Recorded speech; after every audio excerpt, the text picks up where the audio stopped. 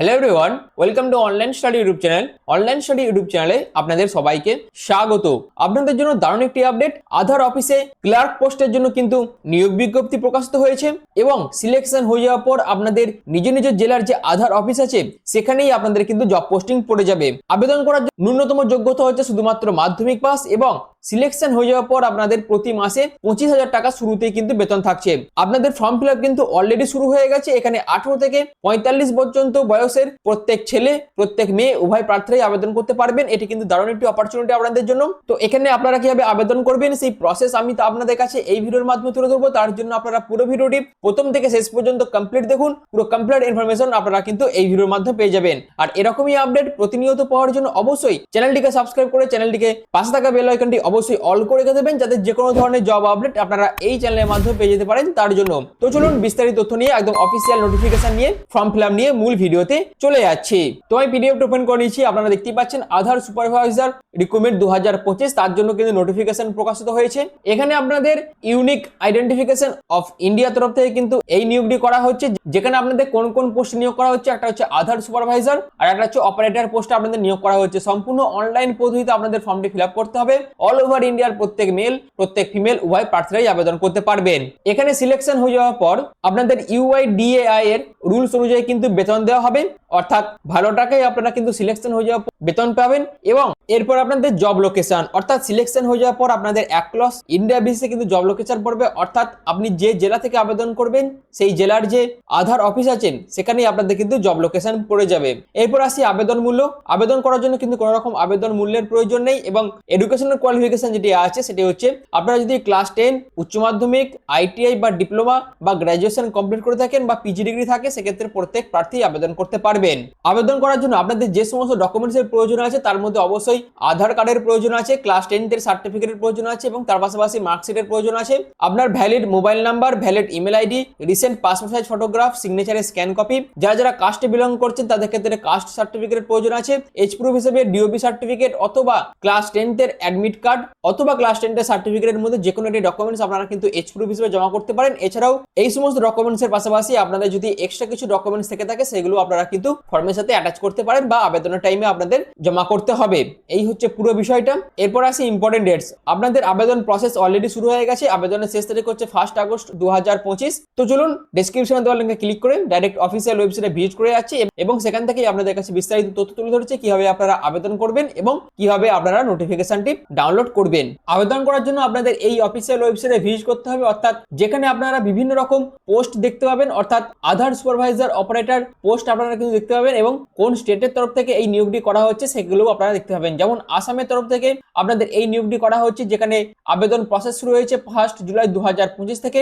আবেদনের শেষ তারিখ হচ্ছে 1 আগস্ট 2025 এবং এই অ্যাপ্লাই নাও অপশনে ক্লিক করে আপনারা কিন্তু আবেদনটি করতে পারবেন। এছাড়াও আপনারা ত্রিপুরা, ওয়েস্ট বেঙ্গলও দেখতে পাবেন, অর্থাৎ এখান থেকেই আপনাদের কিন্তু আবেদনটি করতে হবে এবং আবেদন করার জন্য আপনাদের অ্যাপ্লাই নাও অপশনে ক্লিক করতে হবে এবং তারপর আপনাদের এরকম একটি উইন্ডো ওপেন হয়ে যাবে। অপশনে ক্লিক করার পর তোমাদের কাছে এরকম একটি ইন্টারফেস ওপেন হয়ে যাবে, যেখানে তোমরা কি দেখতে পাবে না এলিজিবিলিটি ক্রাইটেরিয়া। এলিজিবিলিটি ক্রাইটেরিয়ার মধ্যে কি বলা হয়েছে দেখো, মিনিমাম 18 বছর, অর্থাৎ আবেদন করার জন্য তোমাদের মিনিমাম বয়স হতে হবে 18 বছর। ম্যাক্সিমাম এজ কিন্তু বলে দেওয়া নেই। তোমাদের মধ্যে যাদের 18 বছর কমপ্লিট হয়ে গেছে এবং যারা যারা ক্লাস 12 পাস করেছো তারা প্রত্যেকেই আবেদন করতে পারবে, কিন্তু যারা যারা মাধ্যমিক দিয়েছো এবং 2 বছরের আইটিআই যোগ্যতা আছে যাদের তারাও আবেদন করতে পারবে এবং মাধ্যমিকের পাশাপাশি যাদের 3 বছরের পলিটেকনিক ডিপ্লোমা করা আছে তারাও আবেদন করতে পারবে। এবং এর পাশাপাশি তোমাদের অবশ্যই বেসিক কিছু কম্পিউটারের স্কিল তোমাদের জানতে হবে আবেদন করার ক্ষেত্রে, কারণ তোমরা জানো যে আধার অফিসে যে সমস্ত কাজগুলো হয় সেখানে কম্পিউটারের নলেজ থাকা খুবই প্রয়োজন, কারণ কম্পিউটারের মাধ্যমে বিভিন্ন যে আধার ফর্ম সেগুলো ফিল আপ করা হয়, তারপর আধার কার্ডের মধ্যে যদি কিছু ভুল থেকে থাকে সেগুলো সংশোধন করা হয়, সেগুলো কম্পিউটারের মাধ্যমে। আর এইসবের জন্যই তোমাদের কিন্তু আবেদন করার ক্ষেত্রে অবশ্যই কম্পিউটারের উপর নলেজ থাকতেই হবে। এবার তোমরা কিভাবে আবেদন করবে? আবেদন করার জন্য এই অ্যাপ্লাই নাও অপশনে ক্লিক করবে। অ্যাপ্লাই নাও অপশনে ক্লিক করার পর তোমাদের এরকম একটি ইন্টারফেস ওপেন হয়ে যাবে, যেখানে তোমরা কি দেখতে পাচ্ছ আধার সুপারভাইজার অপারেটর ডিস্ট্রিক্ট, অর্থাৎ পোস্ট নেমটা তোমরা দেখতে পাচ্ছ। এখানে তোমরা কি করবে না, নিজেদের নেমটা ব্লক লেটার এখানে লিখে দেবে। এরপর তোমাদের যে ভ্যালিড মোবাইল নাম্বার আছে সেটা লিখবে, তারপর ভ্যালিড ইমেল আইডি যেটা আছে সেটা লিখবে, তোমাদের প্যান কার্ড যেটা আছে অর্থাৎ তোমাদের যে প্যান নাম্বারটা আছে সেটা তোমরা এখানে দেবে, তোমাদের যে ডেট অফ বার্থ সেটা তোমরা মেনশন করবে, তুমি কোন স্টেটে অ্যাপ্লাই করতে চাইছো, অর্থাৎ তুমি ওয়েস্ট বেঙ্গল থেকে আবেদন করতে চাইছো সেক্ষেত্রে ওয়েস্ট বেঙ্গল দিলে, তুমি কোন ডিস্ট্রিক্টে আবেদন করবে সেক্ষেত্রে তোমরা সেটা দেবে। এরপর তোমার হাইয়েস্ট এডুকেশনাল কোয়ালিফিকেশন কি সেটা তোমরা দিয়ে দেবে। তোমার যদি গ্র্যাজুয়েশন হয়ে থাকে গ্র্যাজুয়েশন দেবে, বা তোমার যদি পোস্ট গ্র্যাজুয়েশন কমপ্লিট থাকে সেক্ষেত্রে তোমরা পিজি ডিগ্রিও দিতে পারো। তারপর তোমার যদি এক্সপিরিয়েন্স থেকে থাকে সেক্ষেত্রে সেটা মেনশন করবে। তোমার রেসিডেন্ট অফ স্টেট যেটা আছে সেটা তোমরা এখান থেকে সিলেক্ট করবে, এবং রেসিডেন্ট অফ ডিস্ট্রিক্ট যেটা আছে সেটা তোমরা এখান থেকে সিলেক্ট করে নেবে। এরপর তোমার যে রিজুমে আছে অর্থাৎ তোমাদের একটি বায়োডাটা ফর্ম কিন্তু বানিয়ে নিতে হবে, যেখানে বায়োডাটা ফর্মের মধ্যে তোমরা কি কি দেবে, তোমরা তোমাদের ছবি দেবে, যাবতীয় যা বেসিক ইনফরমেশন আছে নাম থেকে শুরু করে বাবার নাম থেকে শুরু করে যাবতীয় যা যা ডিটেলস আছে তোমাদের পার্সোনাল ডিটেলস সেইগুলো তোমরা একদিকে লিখে, আর একদিকে তোমাদের এডুকেশনাল ডিটেলস, বর্তমানে তুমি কি করছো, যদি এক্সপিরিয়েন্স থাকে এক্সপিরিয়েন্সের ডিটেলস, তোমার যদি কিছু স্কিল থেকে থাকে বা তুমি যদি কিছু প্রজেক্ট করে থাকো সেগুলো দেবে, কিছু ট্রেনিং করে থাকলে সেই ট্রেনিং এর ডিটেলস দেবে, তোমার যদি কিছু হবি থেকে থাকে বা তুমি যদি তুমি কিছুতে পার্টিসিপেট করেছো স্টেট লেভেল বা ন্যাশনাল লেভেলে সেই তথ্যগুলো তোমরা বিস্তারিতভাবে দিয়ে দেবে। এরকম ভাবে তোমাদের খুব সুন্দরভাবে একটি বায়োডাটার ফর্ম কিন্তু বানিয়ে নিতে হবে। তুমি যত ভালো অর্থাৎ যত সুন্দরভাবে বায়োডাটা ফর্মটি অর্থাৎ রিজুমেটি বানাবে সেক্ষেত্রে তোমার সিলেকশন হওয়ার চান্স কিন্তু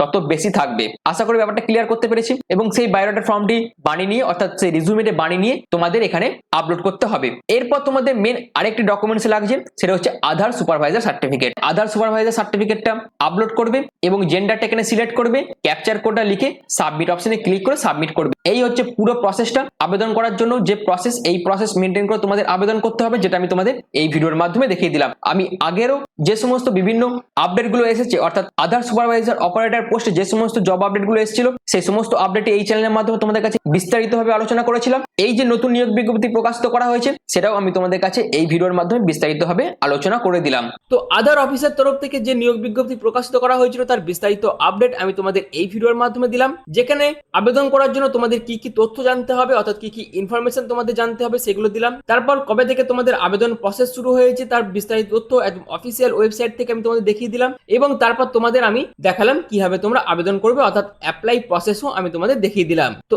এই ভিডিওর মাধ্যমে এই রিক্রুটমেন্টের যাবতীয় গুরুত্বপূর্ণ তথ্য যেগুলো ছিল সবকিছু তোমাদের কাছে তুলে ধরলাম। আশা করি তোমাদের কাছে প্রতিটি স্টেপ ক্লিয়ার হয়ে গেছে এবং ভিডিওটি তোমাদের কাছে ইনফরমেটিভ মনে হয়েছে। যদি ভিডিওটি তোমাদের ভালো লেগে থাকে, যদি ভিডিওটি তোমাদের ইনফরমেটিভ মনে হয় তাহলে অবশ্যই এই ধরনের বিভিন্ন জব আপডেট পাওয়ার জন্য তোমরা চ্যানেলটিকে সাবস্ক্রাইব করে পাশে থাকা বেল আইকনটি অল করে রেখে দিও, এবং তোমরা কোন জেলা থেকে ভিডিওটি দেখছো সেটা অবশ্যই কমেন্ট সেকশনে মেনশন করে দিও। তো ভিডিওটি এখনের মতন এইটুকুই। পুরো ভিডিওটি প্রথম থেকে শেষ পর্যন্ত দেখার জন্য তোমাদের অসংখ্য ধন্যবাদ।